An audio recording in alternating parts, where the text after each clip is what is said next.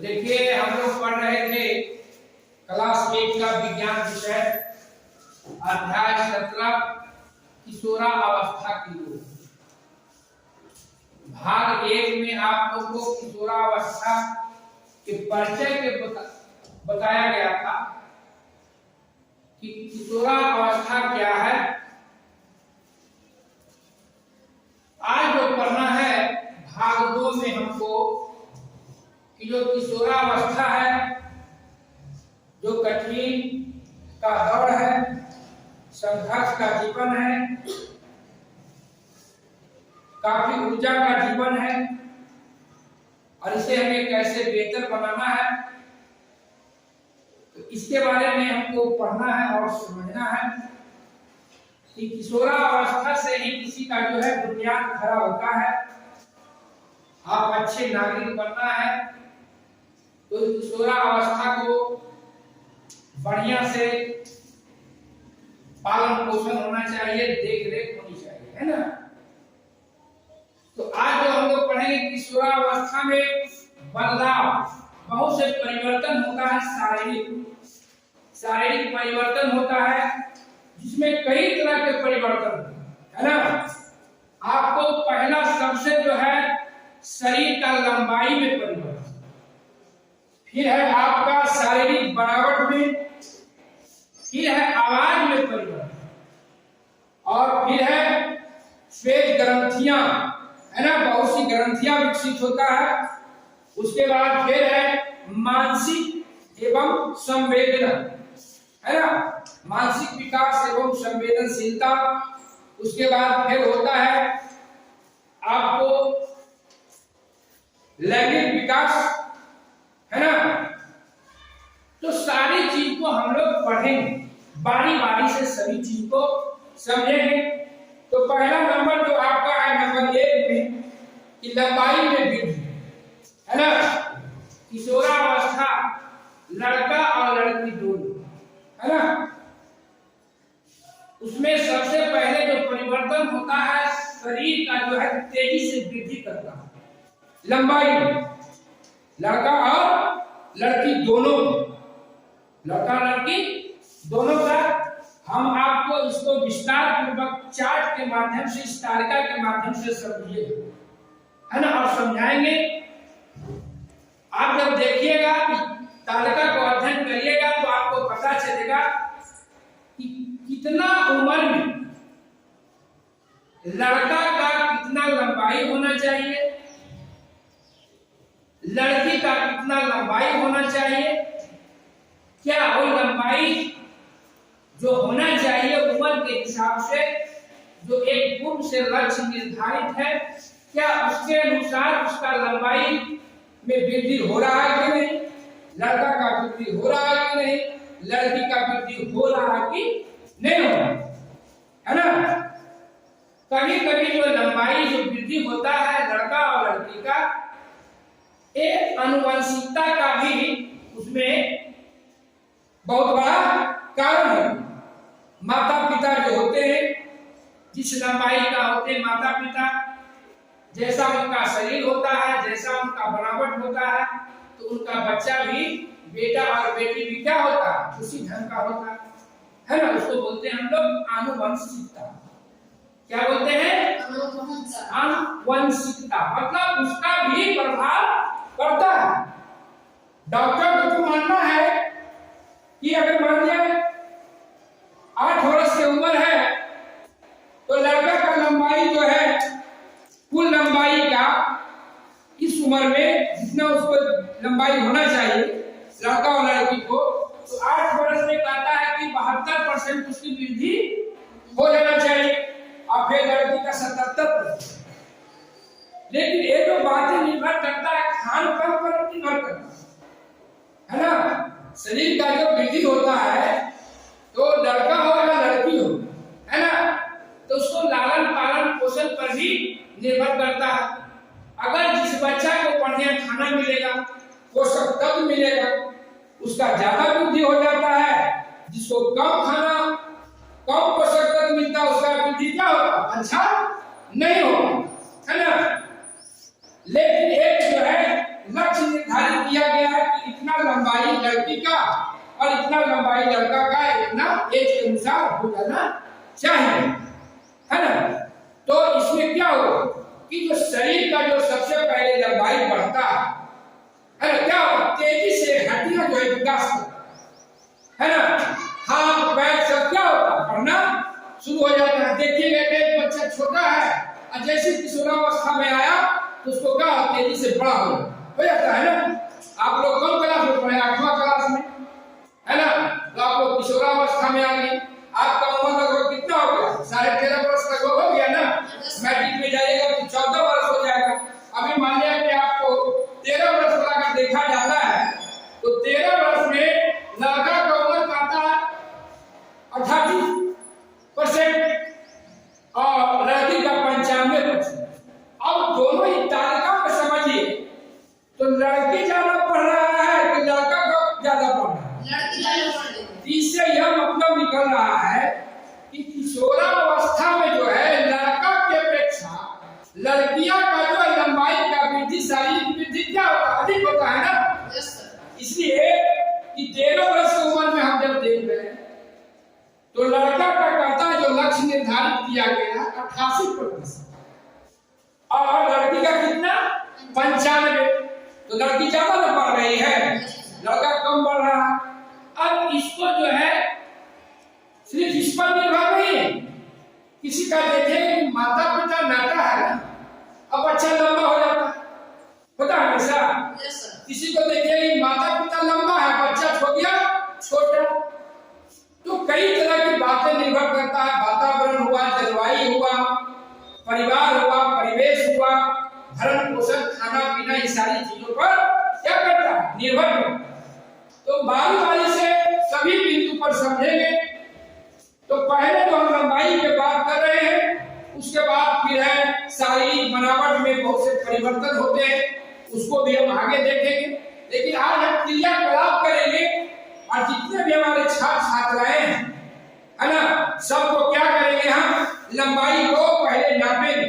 एक फॉर्मूला तू कितना बढ़ सकती है, लड़का या लड़की, उसका कितना लंबाई हो सकता है, उसका अनुमान एक लगा सकते हैं आप कि कौन लड़की कितना बढ़ सकता है और कौन लड़का कितना तक लंबाई होगा। उसमें फॉर्मूला है कि वर्तमान समय में जो आपकी लंबाई है, एक बच्चा कोई आइए तो आप जो है कि हम क्रियाकलाप के माध्यम से समझेंगे। जो एक तालिका दी गई है, जो एक नक निर्धारित की गई, इस उम्र में लड़का और लड़की का एक इतना लंबाई होनी चाहिए और भविष्य में कितना और लंबाई उसका जा सकता है, उसको हम पता लगाएंगे। तो बारी बारी से सभी छात्र छात्राओं को आज जो है हम बुलाएंगे, आप लोग आइएगा, आपकी लंबाई को हम अभी वर्तमान लंबाई को नापेंगे और देखते हैं कि आप बढ़ सकते हैं कि नहीं। साथ साथ आपका जो लक्ष्य निर्धारित किया गया है कि 13 वर्ष में लड़का का वृद्धि 88% और लड़की का 95% हुआ है कि नहीं हुआ है, तो उसको आप खिलाने पिलाने की जरूरत है। अब विद्यालय में पोषाहार जो गुणवत्ता को सरकार दे रहा है, उसको हम लोग को आप मजबूत करने की जरूरत है। इसलिए कि लंबाई को बढ़ने में खान पीन भी बहुत बड़ा फैक्टर है, निर्भर करता। ये नहीं कि माता पिता लंबा है तो बच्चा लंबा है, खाना मिलेगा तब ना हड्डी बढ़ेगा, तब ना लंबा होगा। तो चलिए आइए, पहले लड़की तरफ से आइए, नाम लिख लीजिए, इसका नाम लिखिए सरनापेश। वर्तमान लंबाई लिख लीजिए 158 सेंटीमीटर। चलिए चलिए, पूरा जब किशोरावस्था के अंत में इसका कितना लंबाई हो सकता है आपको मैं बता रहा हूं। करिए सर। देखिए शिल्पी कुमारी का जो लंबाई है वो है 158 सेंटीमीटर और इसकी उम्र जो है कितना वर्ष है, 13 वर्ष। तो 13 वर्ष में इनका जो लंबाई का जो औसत है वो कितना परसेंट है, 95 है। इसको हम निकालेंगे 158 गुणे 100 बटे कितना 95। इसको काट दीजिए।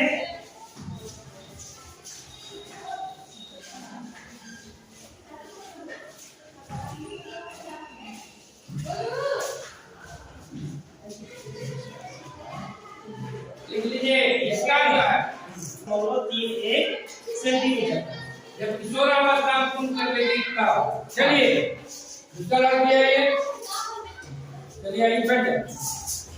दूसरा ये, दूसरा ये, नोट करते जा रहे हैं सबका नोट नाम लेके करते जाइए।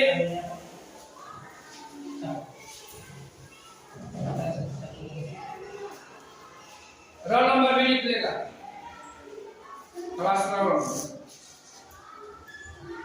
इसका जो है लंबाई आप नोट कीजिए 150 सेंटीमीटर, 150 सेंटीमीटर। आप देखिए बताइए आप इसका मतलब मेरा बस जब किशोरावस्था पूर्ण करेगा तो आप कितना ही बढ़ सकते हैं।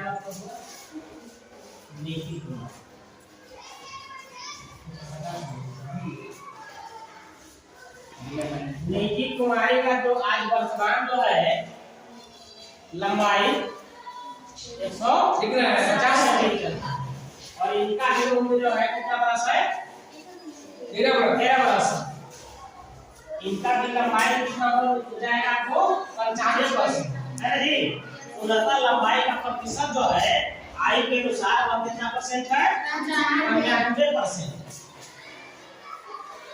निकाल लीजिए इनका भी। आप लोग भी निकाल रहे हैं, इसलिए देखिए कॉपी निकाल रहे हैं कि हाथ तक कर रहे हैं। अपने भाई बहन को भी आप नाप के इस तरह से निकाल सकते हैं कि कितना बढ़ सकता है और कितना उसका लंबाई हो सकता है।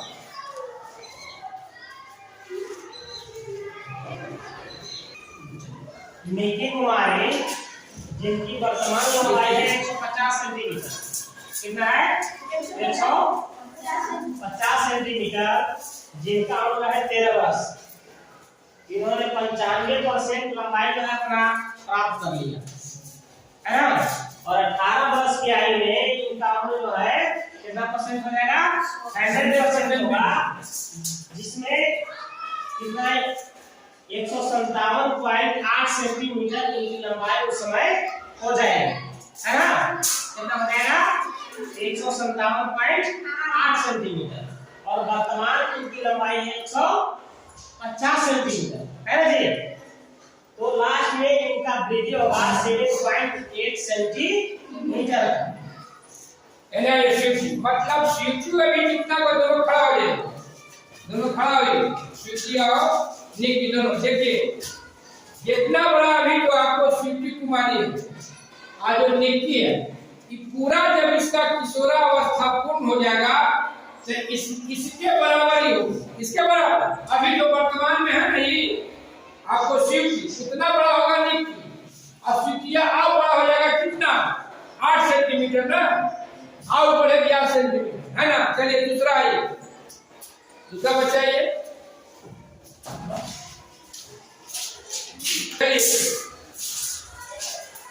सबको लिख के जाइएगा। सबको माता पिता को भी भेजेंगे कि बच्चा को वृद्धि और विकास के लिए क्या दीजिए भोजन है ना।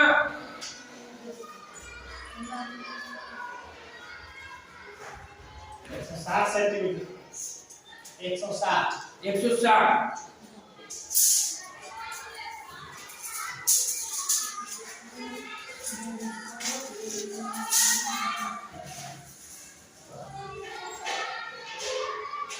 चलिए आप लोग इसको निकालिए भागा देके, आप लोग बताइए जी कितना होगा।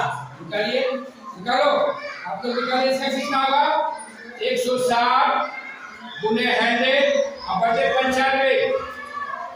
इसलिए कि आठवां क्लास में जो पढ़ते हैं बच्चे उनका उम्र कितना है सबका 13 है ना।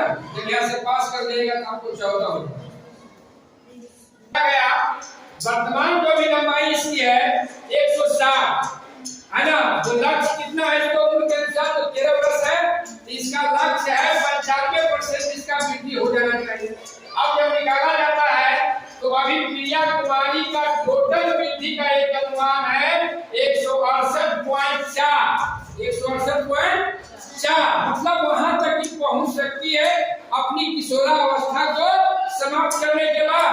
जब किशोरावस्था को समाप्त करेगा तो 168.4 सेंटीमीटर इसका क्या होगा भाई, कितना भी वृद्धि करेगा 8.4 सेंटीमीटर अभी आप क्या बढ़ेगी। इसका लंबाई बढ़िया है, इसलिए इसके अवकाश नहीं बढ़ेगी।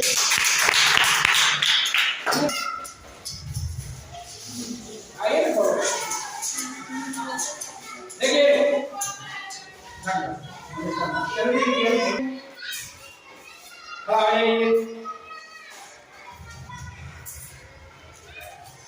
बड़े से खड़ा रहा नहीं तन के 154 सेंटीमीटर।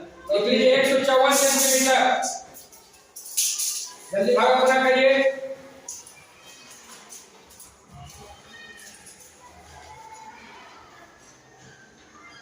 वर्तमान लंबाई 154 सेंटीमीटर गुने 100, उम्र इसका 14, इसका करिए आपको सर 98%।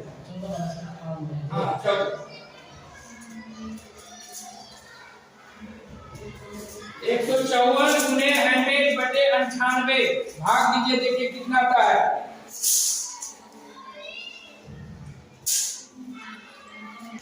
अब देखिए गौरव कुमार का जो है वर्तमान में जो लंबाई है अभी 154 सेंटीमीटर है ना, 154 गुने 100। और इसका लक्ष्य है उम्र के अनुसार जो 14 वर्ष उम्र है, इसका जो है 98% वृद्धि हो जाना चाहिए। अब कितना ही बढ़ेगा, किशोरावस्था जब पूरा कर लेगा, 18 वर्ष जब उसका उम्र हो जाएगा तो कितना बढ़ना चाहिए इसको 157.14 सेंटीमीटर। मतलब अभी जो है आपको 3.14 सेंटीमीटर हमारा जो है गौरव बाबू आप वृद्धि करेंगे और बढ़ेंगे। चलिए खाइए और थोड़ा क्या करिए, एक्सरसाइज करिए ताकि गाय इंची आप बढ़ जाए, लक्ष्य के आगे चले जाइए। इसकी